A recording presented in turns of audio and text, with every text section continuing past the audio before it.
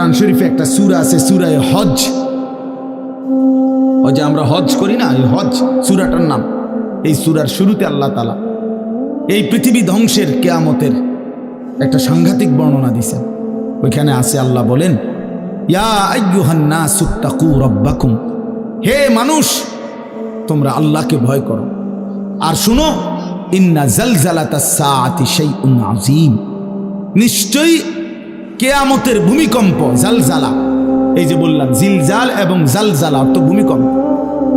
আল্লাহ বলেন কিয়ামতের ভূমিকম্প, ইসরাফিল যখন ফু দিবে, আমার এই পৃথিবী যখন ভাঙতে শুরু করবে, এই সৃষ্টি জগৎ পুরাটা যখন আমি আল্লাহ গুটায় ফেলবো, ওয়াসসামাওয়াতু মাতবিয়াতুম বিয়ামিনি, আল্লাহ বলেন 7 আসমান আমি আল্লাহ তাআলার হাতের মধ্যে গুটায় ফেলবো, গুটায় ফেলবো। তুমি জানো না আমার ক্ষমতা। কুল্লু মান আলাইহা ফান ওয়া ইয়াবকা ওয়াজহু রাব্বিক, সব শেষ করে দেব আমি, শুধু আমি আল্লাহই থাকবো, শুধু আমি আল্লাহই থাকবো। তো আল্লাহ তাআলা বলেন এই ইসরাফিল ফু দিলেই, শুরু করলেই জমিনে ভূমিকম্প শুরু হবে। ইন্না জালজালাতাস সাআতি শাইউন আযীম, আল্লাহ বলেন নিশ্চয়ই এই কিয়ামতের ভূমিকম্প এটা শাইউন আযীম, বড়ই ভয়ানক, বড়ই মারাত্মক। কারণ দুনিয়ার ভূমিকম্প এক নাম্বার হলো বর্তমানের ভূমিকম্প, কখনো 30 সেকেন্ড, কখনো 40 সেকেন্ড, কখনো 47 সেকেন্ড, 50 সেকেন্ড, এই সেকেন্ড সেকেন্ড মিনিট 47 মিনিট নিয়ে ভূমিকম্প হয়। কথা কর না কেন, 30 মিনিট ভূমিকম্প হয়। 30 মিনিট ভূমিকম্প হইলে আমাদের 14 গোষ্ঠী থাকবে নাকি? 30 সেকেন্ড 40 সেকেন্ড হয় ভূমিকম্প। এইটুকুতে একে তো সময় সামান্য, দ্বিতীয়ত হলো একসাথে গোটা পৃথিবীতে হয় না, এদিকে হলে ওইদিকে হয় না এরকম। কিন্তু আল্লাহ তাআলা বলেন ইসরাফিল ফু দিলে যে ভূমিকম্পটা হবে, সেই ভূমিকম্পটা গোটা পৃথিবী একসাথে নাড়ায় দিন, একসাথে মিলে। 47 সেকেন্ড না, কতক্ষণ সেটা আল্লাহই জানে। তখন অবস্থা কি হবে, মানুষের আতঙ্ক, এই ভূমিকম্পে আতঙ্ক। হ্যাঁ, আমি একবার চাঁদপুর মাহফিলে ছিলাম, রাত্রে ঘুমাইছি মসজিদের রুমে, ইমাম সাহেবের রুমে। এই সময় ভূমিকম্প আইছে, দরজা খুলে দিছি দৌড়, মসজিদের মাঠে আইছি দাঁড়াইয়া, চাই যে পুরা গ্রামের মানুষ সব আইসা বলছে হই হুল্লোড় চিৎকার, হায় হায়। অথচ সবাই চিৎকার দিতে দিতেই ভূমিকম্প শেষ। ভূমিকম্প হয়েছেই তো অল্প একটু, কিন্তু এটুকুর আতঙ্কেই যা হুজুর পাবলিক বরাবর। কিসের হুজুর আর কিসের পাবলিক, বক্তা শ্রোতা সমান। এই এখন মনে করেন ভূমিকম্প হইলে আমরা সব দিন তো আমি বুজুর্গি দেখাই বইতাম। হ্যাঁ, আমি একটা বড় হুজুর বেটা প্রধান বক্তা, আমি লড়লে কি মানুষ কি করব, আপনি কি করবেন আমার সময় কো, আমার জান নিয়ে টানাটা। আল্লাহু আকবার। তো এই সামান্য ভূমিকম্প, কিন্তু আল্লাহ তাআলা বলেন ইসরাফিল সিংহা ফু দিলে যে ভূমিকম্প হবে বান্দা, সেটা বড়ই ভয়ানক, সেটা সারা পৃথিবী নড়বে একসাথে। তখন কি হবে মানুষের আতঙ্ক, ইয়াউমা তারাউনাহা তাযহালু কুল্লু মুরদিআতিন আম্মা আরদাআত। এই 1 নম্বরে আল্লাহ বলেন যে মা তার বাচ্চাটাকে দুধ পান করাইতেছিল, এই কোলের বাচ্চা, দুধের বাচ্চা, আপন মা তার দুধের বাচ্চা ভুলে যাবে, ফেলে দিবে, ছুঁড়ে মারবে, আর মা পাগলের মতো দৌড়ানো শুরু। কোরআন শরীফের আয়াত। ওয়াতাদাউ কুল্লু যাতি হামলিন হামলাহা। এবং আল্লাহ তাআলা বলেন যে মায়ের পেটের বাচ্চা 10 মাস পূর্ণ হয়ে গেছে, আগামী 2 ঘন্টা 5 ঘন্টা পরে বাচ্চাটা এমনিতেই প্রসব হইতো, আল্লাহ তাআলা বলেন ইসরাফিলের ফু দিলে জমিন যখন কাঁপতে শুরু করবে, তো এই গর্ভধারিণী মা, গর্ভবতী নারী পাগলের মতো এভাবে ছুটবে, দৌড়বে, নিজের গর্ভের বাচ্চা নিজেই পড়ে যাবে। সুকারা, আল্লাহ বলেন মাতালের মতো সমস্ত মানুষগুলো ছুটতে থাকবে। ফাইদা বারিকাল বাসার ওয়া খাসাফাল কামার ওয়া জুমিআ আশ-শামসু ওয়াল কামার। আল্লাহ তাআলা বলে চন্দ্র সূর্য আলোহীন হয়ে যাবে, সূর্য চন্দ্র এক হয়ে যাবে। وجمع الشمس والقمر يقول الإنسان يومئذ أين المفر লোকেরা দৌড়বে আর ছুটবে, মানুষ একে অপরকে জিজ্ঞেস করবে ভাইয়া পালাবো কোথায়, দাঁড়াবো কোথায়? কোথাও তো স্থির কোনো জায়গা নাই, কোথায় দাঁড়াবো? আল্লাহ তাআলা বলেন কাল্লা লা ওয়াজার, না বান্দা, সেদিন আর কোথাও জায়গা মিলবে না। ইলা রব্বিকা ইয়াউমাইদিনিল মুস্তাকার, আজকে শুধুই কেবল তোমার আল্লাহর কাছেই আশ্রয় ঠিকানা। এভাবে বহু আয়াত কোরআনুল কারীমের মধ্যে আল্লাহ তাআলা বর্ণনা করছেন। আমার ভাই, তো এই ইসরাফিলের ফু দিলে গোটা আলমের মৃত্যু হবে, ভূমিকম্প শুরু হবে। তো এই ভূমিকম্প কেন হবে? এই কাঁপতে কাঁপতে সমস্ত কিছু ভাঙ্গা একসাথে, এই সব কিছু আল্লাহর সৃষ্টি, সমস্ত কিছুই জমিনের তলদেশে চলে যায়। জমিন তখন খালি ফাঁকা, জমিনে তখন কিচ্ছু নাই, কিচ্ছু, একটা সুতা মাটির উপরে থাকবে। এই প্রথমবার ইসরাফিল ফু দিলে সমস্ত কায়নাত, ইনসান, জিন, আল্লাহর সমস্ত সৃষ্টি মাখলুকাত সব জমিনের তলদেশে চলে যায়। মানুষ ও জিন ও অর্থ সম্পদ, স্বর্ণ রৌপ্য, মণি মুক্তা, হীরা জহরত, সব সব সব একটা কাগজের অস্তিত্ব, সব কিছু, ওটা জমিন ফাঁকা। এভাবে কতদিন আল্লাহ জানে, কতদিন আল্লাহ জানে। হ্যাঁ মা ভাই, এরপরে একটা নির্দিষ্ট সময় পরে আবার আল্লাহ তাআলা ইসরাফিলকে জীবিত করবেন, করে আবার আল্লাহ তাআলা দ্বিতীয়বারের মতো ফু দিতে বলবেন। এই দুই ফুঁয়ের মাঝখানে কতদিন? নবী সাল্লাল্লাহু আলাইহি সাল্লামের এক হাদিসের মধ্যে বলছে 40, সাহাবীরা ব্যাখ্যা করছেন মুহাদ্দিসিন, সেই 40টা হতে পারে 40,000 বছর, 40,000। এই জন্য বাপ একটা কথা হলো, সর্বশেষ যেই লোকটা কবরে যাবে, শেষ যেই ব্যক্তি মরবে পৃথিবীতে, হতে পারে তাকেও শুধু কবরেই থাকতে হবে 40,000 বছর, 40,000 বছর। এরপরে তো আখিরাত। এই 40,000 বছর যদি কবরে আযাব হয়, 40,000 বছর যদি কবরে আযাব হয় ভাই, তখন কি হবে? এবার ভেবে দেখেন, এখন যারা কবরে যাচ্ছে, হ্যাঁ, নূহ আলাইহিস সালামের জামানায় যারা মারা গেছে, ইব্রাহিম আলাইহিস সালামের জামানায় যারা মারা গেছে, নবীজি সাল্লাল্লাহু আলাইহি সাল্লাম তো 1,500 বছর আগে ইন্তেকাল করছেন, 1450 বছর আগে। তো ওই সময়ে যারা মারা গেছে তারা কবরে পড়ে আছে আজকে 1,500 বছর, 1,500 বছর, 1500 বছর। তাহলে নূহ আলাইহিস সালামের জাতি কত বছর থেকে পড়ে আছে? কোথায় নূহ নবী, কোথায় আমাদের নবী? কত ব্যবধান! এই জন্য বাপ, শুধুমাত্র কবরের বিষয়টাই তো সাংঘাতিক, আখিরাত তো পুরো। শেষ ব্যক্তিটাও যদি কবরে থাকতে হয় 40,000 বছর, তো এখনকার মানুষগুলো আছে কত কাল ধরে। তো এই যার কবরে আযাব হচ্ছে, আহা বাপ, সে কি পরিমাণ কষ্ট পাচ্ছে ভাই ভাই। কবরবাসীদের রুহের মাগফিরাত, আরে ভাইয়া একবার চোখ বন্ধ করে 1 সেকেন্ড ভাবেন, আজ আমরা যাদের রুহের মাগফিরাত কামনা করলাম, এই 20 বছরের ব্যবধানে, 30 বছরের ব্যবধানে, 10 বছরের ব্যবধানে, 50 বছরের ব্যবধানে, আবার এর পরের লোকেরা আমাদের রুহের মাগফিরাত কামনা করে। এটা কি পরিমাণ বাস্তবতা, কি পরিমাণ বাস্তবতা! এটাকে অস্বীকার করার, না বুঝার কিছুই নাই, মৃত্যুকে না বুঝার কিছুই নেই। কারণ এত বেশি জলজ্জান্ত আল্লাহ তাআলা এটা আমাদের সামনে দেখাইছেন, এত মানুষের মৃত্যু আল্লাহ আমাদের সামনে দেখাইছেন, এটাকে অস্বীকার করার, না বুঝার কিছুই নেই। তো চলেন, এরপরে আল্লাহ তাআলা ইসরাফিলকে আবার জীবিত করবেন। জীবিত করে আল্লাহ তাআলা ইসরাফিল আলাইহিস সালামকে বলবেন, ইসরাফিল আবার তুমি সিংহায় ফু দাও। এইবার যখন সিংহায় ফু দিবে, তখন ইসরাফিল আলাইহিস সালামের এই দ্বিতীয় ফুতে আবার ভূমিকম্প শুরু। আবার কি শুরু হবে? ও মাঝখানে ভাই, ওই ছেলে অপদার্থ, কথা বলো না,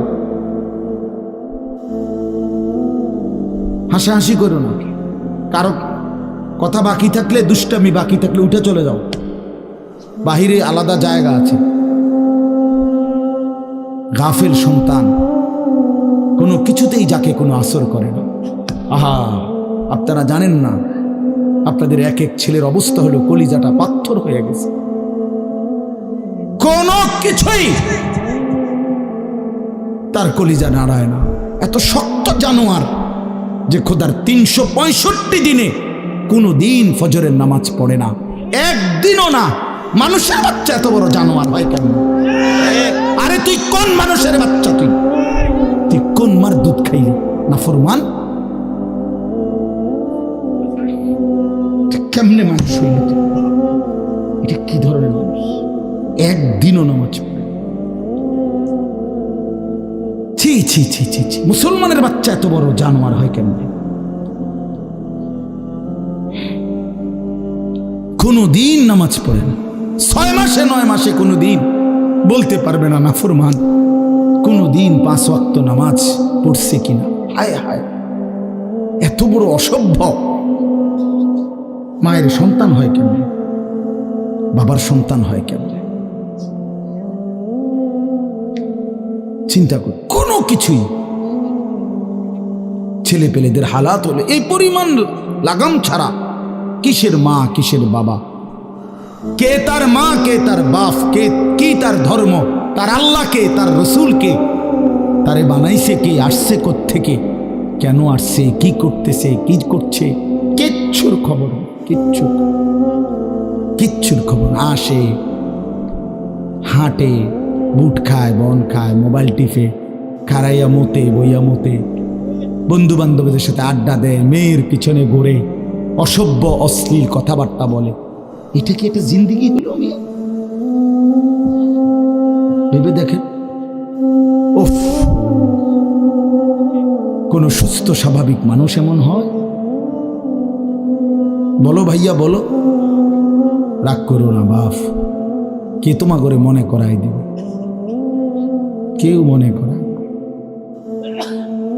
হা, বাবা আমারও ফিকির শেষ, শুধু টাকা রোজগারের ফিকির। দেশে থাইকা পারো, নইলে বিদেশ গিয়া পারো, কোনো না কোনো ভাবে পয়সা রোজগার করো। টাকা রোজগার করলে মা বাপ খুশি, টাকা রোজগার না করলে না অখুশি। খালাস। এরপরে ইমান আছে কিনা, ইসলাম আছে কিনা, নামাজ আছে কিনা, কোরআন আছে কিনা, আল্লাহ চিনে কিনা, হালাল হারাম কিনা, জায়েজ না জায়েজ না, এত কিছু আমার দরকার। ফুতের জিগায়ও না যে ফুত কামাই যে করতেছ, কি হালাল কামাই করো না হারাম, না, এত কিছুর দরকার কি? টাকা দিতেছে, খাইতেছে, ঘুমাইতেছে, বিল্ডিং করতে আসে, জমি কিনতে আসে, আপেল মালটা খাইতেছে। এক ছেলে আমারে নিজে বলছে, আমি সবার ব্যাপারে বলি না, এক ছেলে আমারে নিজে বলছে, হুজুর আমি একটা দেশের নাম বলছে, যেই দেশে আমার কর্মটা ছিল, চলে আসছে ওই দেশ থেকে। আমার বলছে, হুজুর আমার কর্মটা হলো এই, মদের বার, মদের হোটেলে নারী পুরুষ উলঙ্গ জিনা ব্যভিচার করে, আমার দায়িত্ব শুধু পাশে দাঁড়িয়ে মদের বোতল নিয়ে দাঁড়ায় থাকা, যতবার তারা চায় অতবার তাদেরকে মদ গ্লাসে ঢেলে দেওয়া, তাদের হাতে তুলে দেওয়া। এর বিনিময়ে আমার মাসে বেতন 2 লাখ টাকা।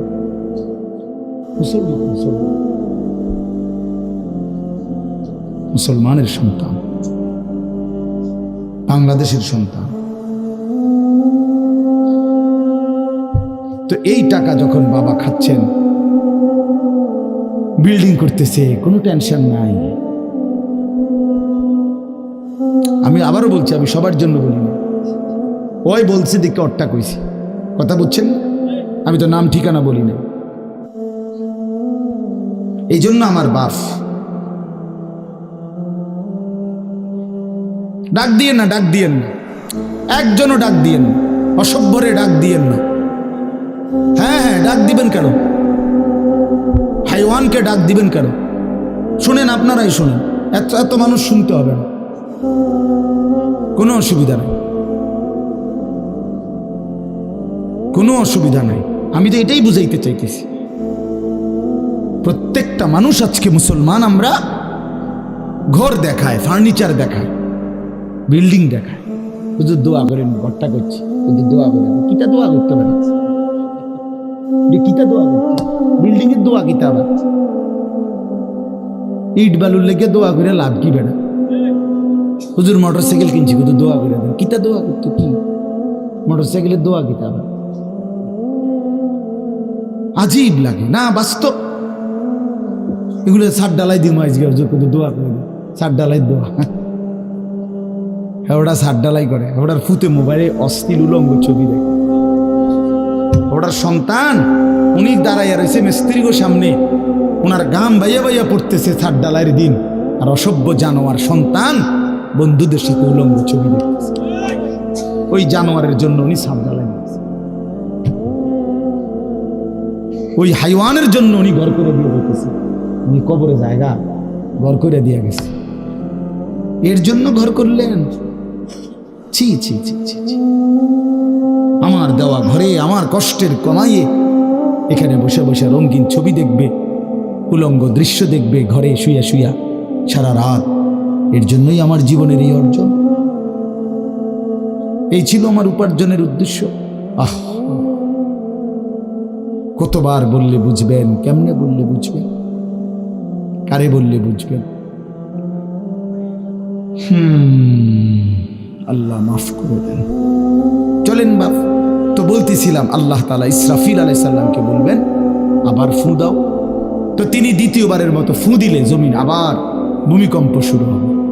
এই ভূমিকম্পে জমিন কাঁপতে কাঁপতে এইবার জমিনের তলদেশে ওই প্রথমবার ফু দেওয়াতে ভূমিকম্প কাঁপতে কাঁপতে সব উপরে যা ছিল সব নিচে চলে গেছে। মনে আছে নি? এটা কইছি।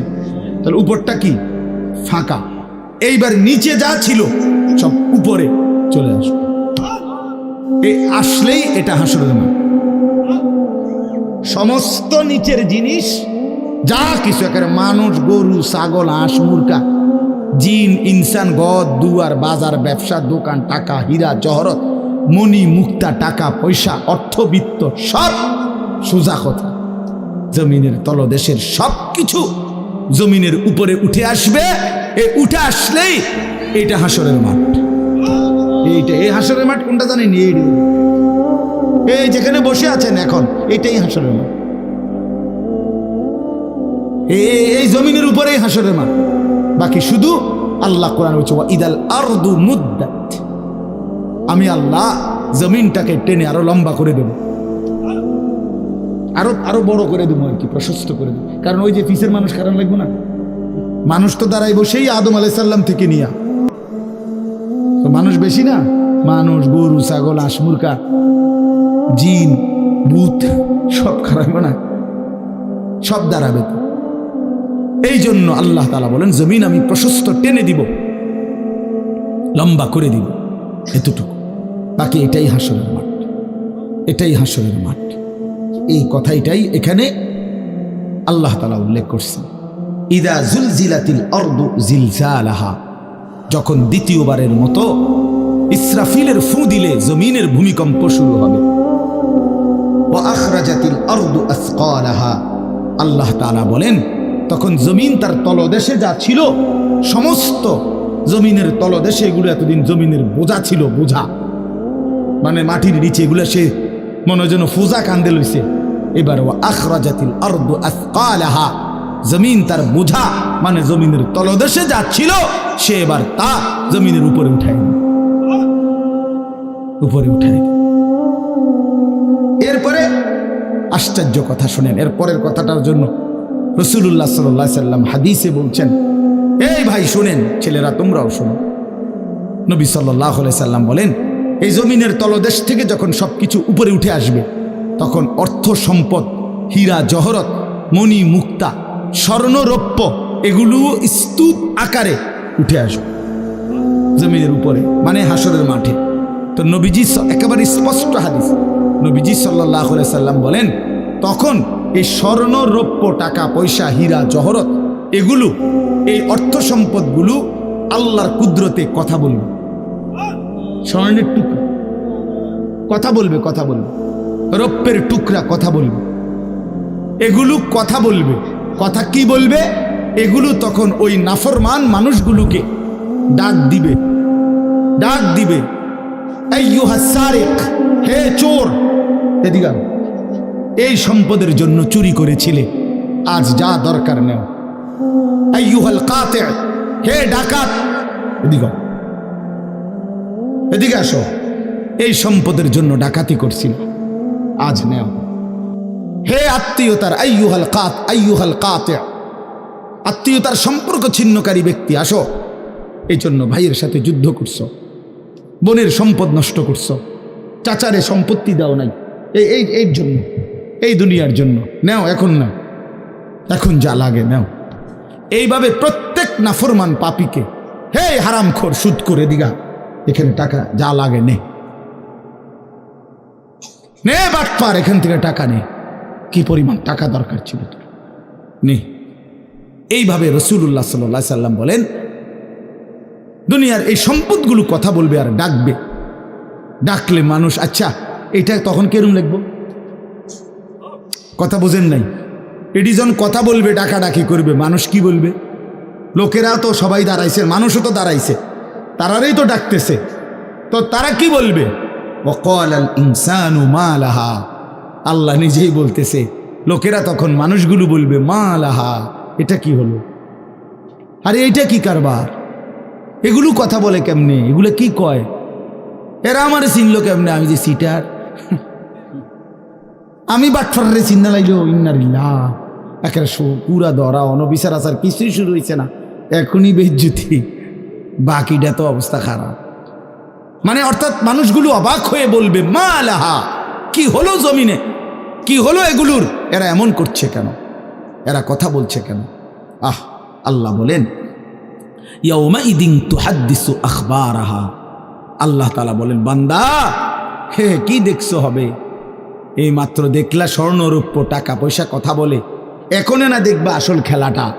ইয়াউমাইদিন তুহাদ্দিসু আখবারাহা, আল্লাহ বলেন এখন দেখবা সরাসরি এই হাসরের মাঠে তোমার সামনে, তোমার পায়ের নিচের জমিন, তোমার পুরা জিন্দেগির কথা, তোমার যত তথ্য, ভালো কিংবা মন্দ, নেক কিংবা গুনাহ, তোমার সমস্ত কিছু, রাতের কিংবা দিনের, একাকী কিংবা প্রকাশ্যের, গোপন কিংবা আড়ালের, আল্লাহর কসম জমিন সবটা এখন তোমার সামনে বলে দিবে।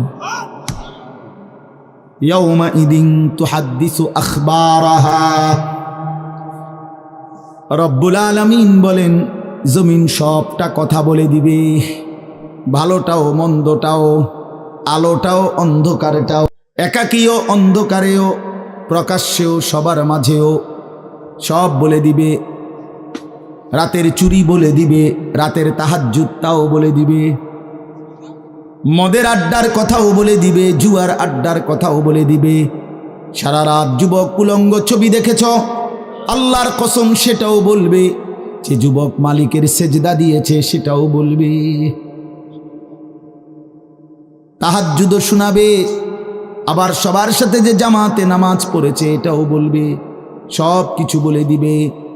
আল্লাহ বলেন যদি মানুষ ভাবতে চাও জমিন কিভাবে কথা বলে, স্বর্ণরৌপ্য কিভাবে কথা বলে, আল্লাহ বলেন বিআন্না রাব্বাকা আওহা লাহা, আল্লাহ তাআলা আদেশ করেছেন বলেই কথা বলে। আল্লাহ বললে, হুকুম করিলে, আল্লাহর গোটা কায়নাত, গোটা সৃষ্টি জগৎটাই কথা বলে। ওয়াশাহিদা আলাইহিম সামউহুম ওয়া আবসারুহুম ওয়া জুলুদুহুম বিমা কানু ইয়ামালুন। আল্লাহ বলে হাসরের ময়দানে বান্দা, তোমার কান, তোমার চোখ, তোমার সারা দেহের চামড়া, জুলুদুহুম, তোমার সারা দেহের চামড়া, হাসরের ময়দানে তোমার পুরা জিন্দেগির কর্মকাণ্ড বলে দিবে। চামড়াগুলো বলবে, চামড়া, মানুষের শাহওয়াত চামড়াতে। এই জন্য সমস্ত যৌনতার ঘটনা, অসভ্যতার ঘটনা শরীরের চামড়া বলে দিবে। মানুষের শাহওয়াত চামড়া, কথা বুঝছেন কিনা? হ্যাঁ, চর্মে, চামড়ার মধ্যে শাহওয়াত, কামনা, বাসনা, যৌন চাহিদা। এই জন্য যত লোক দেখবেন বিভিন্ন হসপিটালে, যত ডাক্তার চর্মরোগের ডাক্তার, তত লোক যৌন রোগেরও ডাক্তার। হ্যাঁ হ্যাঁ, চর্ম ও যৌন রোগ বিশেষজ্ঞ, এটা একই বিষয়, একই চ্যাপ্টার। চামড়া মানে আল্লাহ তাআলা বলেন তোমার চামড়া বলে দিবে কত রাত কত দিন নারীর প্রতি অবৈধ আগ্রহ, অশ্লীলতার বেহায়াপনার অসভ্যতা করেছিলে।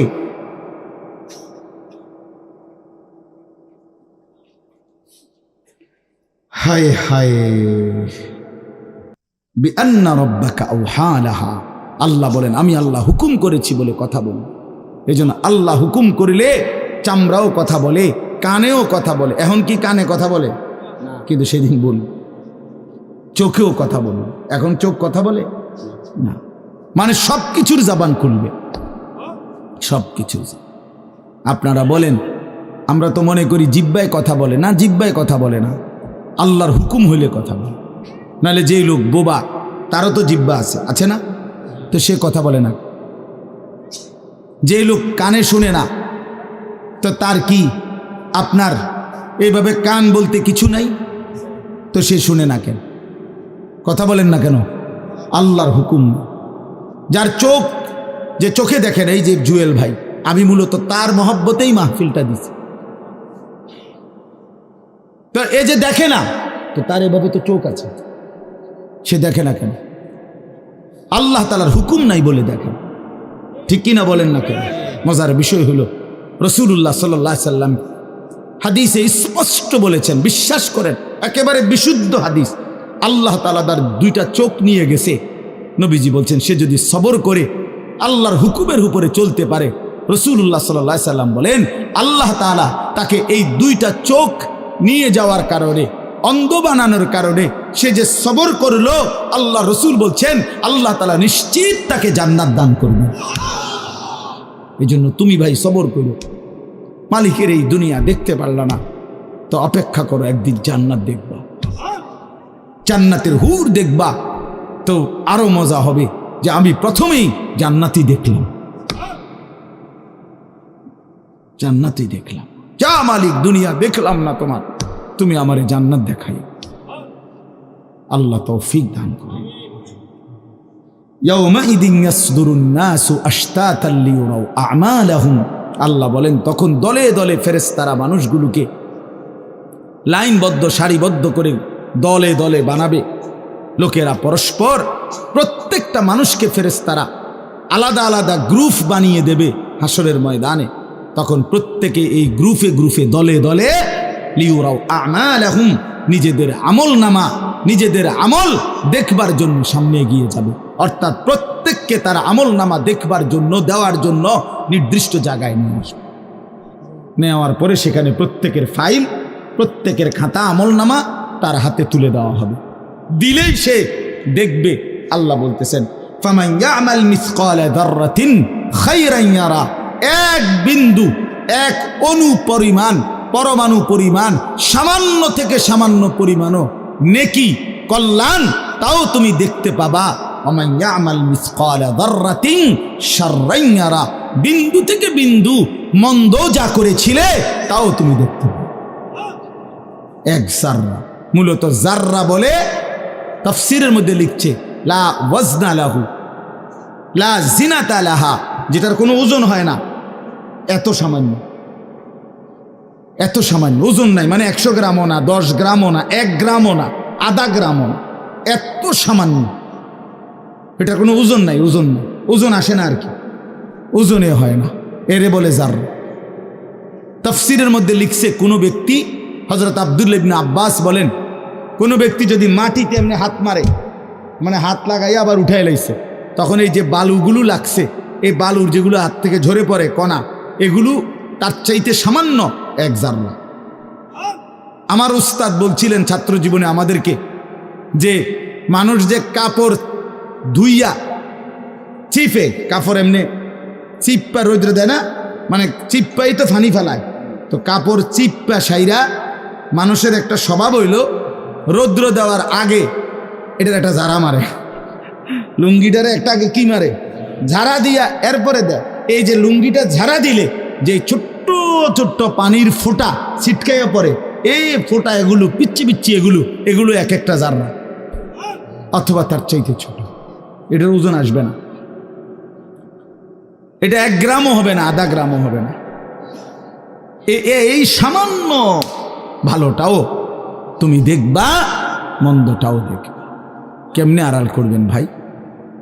নিজেকে আড়াল করবেন কেমনে? বাপ যুবক, তুমি কেমনে আড়াল করবা?